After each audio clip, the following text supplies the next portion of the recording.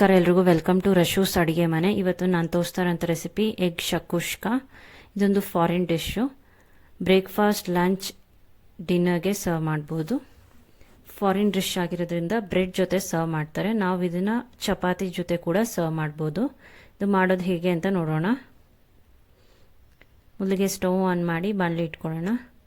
ಬಾಣಲಿ ಬಿಸಿ ಆದ ನಂತರ ಎಣ್ಣೆನ ಸೇರಿಸ್ಕೊಳ್ಳೋಣ. ಫಾರಿನ್ ಡಿಶ್ ಆಗಿರೋದ್ರಿಂದ ಆಲಿವ್ ಆಯಿಲ್ನ ಸೇರಿಸ್ಕೊತಾ ಇದ್ದೀನಿ. 2 ಟೇಬಲ್ ಸ್ಪೂನ್ ಅಷ್ಟು ಆಲಿವ್ ಆಯಿಲ್, 8 ಹೆಸರು ಬೆಳ್ಳುಳ್ಳಿ ಸಣ್ಣದಾಗಿ ಕಟ್ ಮಾಡಿರೋಂಥದ್ದನ್ನು ಸೇರಿಸ್ಕೊಳ್ಳೋಣ.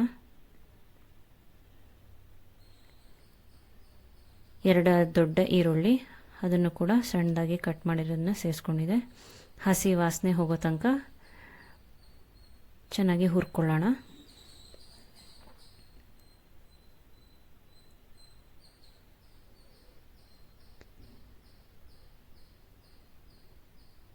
ಖಾರಕ್ಕೆ 2 ಹಸಿಮೆಣಸಿನ್ಕಾಯಿನ ಸೇರಿಸ್ಕೊತಾ ಇದ್ದೀನಿ, ಸಣ್ಣದಾಗಿ ಕಟ್ ಮಾಡಿರೋದು. ಮಿಕ್ಸ್ ಮಾಡಿ ಹುರ್ಕೊಳ್ಳೋಣ.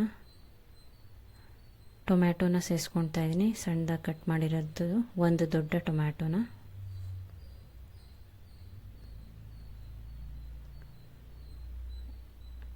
ಟೊಮ್ಯಾಟೊ ಪ್ಯೂರಿನ ಕೂಡ ಸೇರಿಸ್ಕೋಬೇಕು.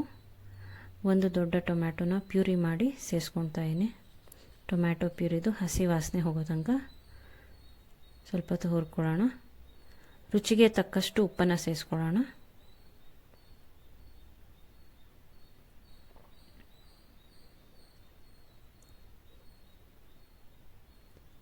ಅರ್ಧ ಟೀ ಸ್ಪೂನಷ್ಟು ಅರಿಶಿನ, 2 ಟೀ ಸ್ಪೂನಷ್ಟು ಖಾರದ ಪುಡಿ, ಜೀರಾ ಪುಡಿ 2 teaspoon, oregano 1 tea spoon,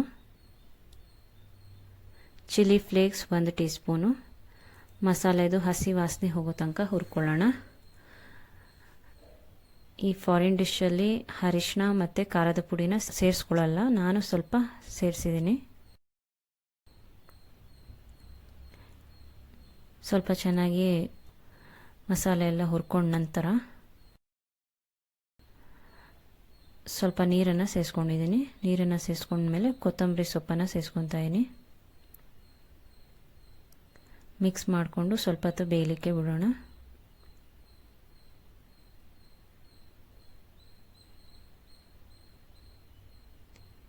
ಸ್ವಲ್ಪ ಹೊತ್ತು ಚೆನ್ನಾಗಿ ಬೇಯಬೇಕು. ಒಂದು ಪಿಂಚಷ್ಟು ಸಕ್ಕರೆನ ಸೇರಿಸ್ಕೊಳ್ಳೋಣ. ಚೆನ್ನಾಗಿ ಹುರ್ಕೊಳ್ಳೋಣ. ಚೆನ್ನಾಗಿ ಬೇಯೋ ತನಕ ಬೇಯಿಸ್ಕೊಂಡು ಅಲ್ಲಲ್ಲೇ ಈ ರೀತಿಯಾಗಿ ಗ್ಯಾಪ್ನ ಮಾಡ್ಕೋಬೇಕು. ಗ್ಯಾಪ್ ಮಾಡಿರೋ ಜಾಗದಲ್ಲಿ ನಾವು ಮೊಟ್ಟೆನ ಒಡೆದು ಸೇರಿಸ್ಕೋಬೇಕು. ಈ ರೀತಿಯಾಗಿ ಒಂದೊಂದೇ ಮೊಟ್ಟೆಗಳನ್ನ ಅಲ್ಲಲ್ಲೇ ಸೇರಿಸ್ಕೋಬೇಕು. ಒಂದು ಮೊಟ್ಟೆ ಮತ್ತು ಇನ್ನೊಂದು ಮೊಟ್ಟೆ ಪಕ್ಕ ಬರದೇ ಇರೋ ರೀತಿಯಾಗಿ ನಾವು ಈ ರೀತಿಯಾಗಿ ಸೇರಿಸ್ಕೋಬೇಕು. ಇನ್ನೊಂದು ಮೊಟ್ಟೆನ ಸೇರಿಸ್ಕೊಳ್ಳೋಣ. ನಾನು ಒಟ್ಟು 5 ಮೊಟ್ಟೆನ ಸೇರಿಸ್ಕೊಂಡಿದ್ದೀನಿ. ಇವಾಗೆಲ್ಲ ಮೊಟ್ಟೆಗಳ ಒಡೆದಿರೋ ಮೊಟ್ಟೆ ಮೇಲೆ ಉಪ್ಪು ಮತ್ತು ಕಾಳು ಮೆಣಸು ಪುಡಿನ ಸೇರಿಸ್ಕೊಳ್ಳೋಣ. ಮೊದಲಿಗೆ ಉಪ್ಪನ್ನು ಸೇರಿಸ್ಕೊಳ್ಳೋಣ.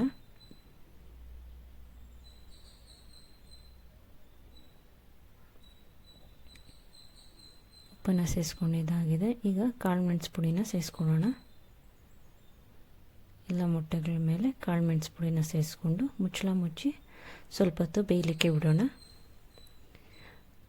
ಗ್ರೇವಿ ಬೆಂದಿದೆ, ನಾವು ಮೊಟ್ಟೆನ ಬೇಯೋ ತನಕ ಬೇಯಿಸ್ಕೋಬೇಕಷ್ಟೆ. ಈಗ ಮುಚ್ಚಳ ತೆಗೆದು ಸುತ್ತಲೂ ಮತ್ತು ಮೊಟ್ಟೆ ಮೇಲ್ಭಾಗದಕ್ಕೂ ಎಣ್ಣೆನ ಸೇರಿಸ್ಕೊಳ್ಳೋಣ. ಇನ್ನು ಸ್ವಲ್ಪ ಮೊಟ್ಟೆ ಬೇಯಲಿಕ್ಕಿದೆ. ಮುಚ್ಚಳ ಮುಚ್ಚಿ ಇನ್ನು ಸ್ವಲ್ಪ ಹೊತ್ತು ಮೊಟ್ಟೆನ ಬೇಯೋದಕ್ಕೆ ಬಿಡೋಣ. ಈಗಿದ ಬೆಂದಿದೆ.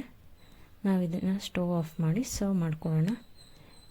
ಎಗ್ ಶಕುಷ್ಕ ರೆಡಿ ಇದೆ. ಈ ವಿಡಿಯೋ ನಿಮಗೆ ಇಷ್ಟ ಆಗಿದ್ದರೆ ಲೈಕ್ ಮಾಡಿ, ಶೇರ್ ಮಾಡಿ. ಮತ್ತಷ್ಟು ವಿಡಿಯೋಗಳಿಗೆ ನನ್ನ ಚಾನಲ್ನ ಸಬ್ಸ್ಕ್ರೈಬ್ ಮಾಡಿ. Thank you.